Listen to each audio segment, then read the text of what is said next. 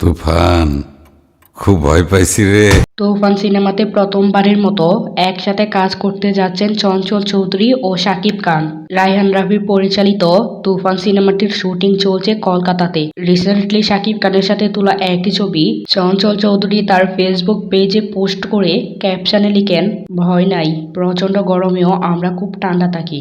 শাকিব খান ও চঞ্চল চৌধুরীর ছবিটি পোস্ট করার সাথে সাথে সোশ্যাল মিডিয়াতে মুহূর্তের মধ্যে ছড়িয়ে পড়ে। রিসেন্টলি একটি গণমাধ্যমের সঙ্গে কথা বলার সময় শাকিব খানের সঙ্গে চঞ্চল চৌধুরীর সম্পর্ক নিয়েও কথা বলেন। সর্বশেষ শাকিব খানের কোন সিনেমা দেখেছেন উপস্থাপকের এমন প্রশ্নের জবাবে চঞ্চল চৌধুরী জানান, তিনি রোজার ঈদে শাকিব খানের রাজকুমার সিনেমা দেখেছেন, তাও আবার 7 জন মিলে।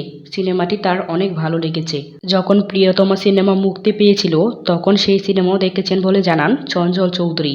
শাকিব চঞ্চলের আড্ডায় কোন গল্প বেশি জায়গা নেই উপস্থাপকের এমন প্রশ্নের জবাবে চঞ্চল চৌধুরী বলেন, শাকিব খান আর আমি দুজনেই সিনেমার মানুষ, কাজেই আমরা দুজন একসাথে বসলে সবচেয়ে বেশি সিনেমা নিয়েই আড্ডা হয়। সিনেমার প্রতি তার ভালোবাসা প্রবল। চঞ্চল চৌধুরী আরও জানান, দেশের সিনেমা নিয়ে শাকিব খানের বিশাল স্বপ্ন।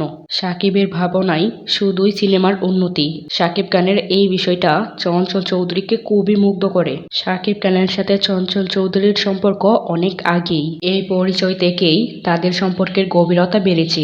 দেশের দুই জনপ্রিয় অভিনেতার সিনেমা তুফান আসন্ন কোরবানি ঈদে দেশের প্রেক্ষাগৃহে সহ বিভিন্ন জায়গায় এই সিনেমাটি মুক্তি দেওয়ার কথা রয়েছে। চঞ্চল চৌধুরী ও শাকিব খান অভিনীত রায়হান রাফি পরিচালিত তুফান সিনেমাটি দেখার অপেক্ষায় কে কে রয়েছেন তা অবশ্যই কমেন্ট করে জানাতে ভুলবেন না।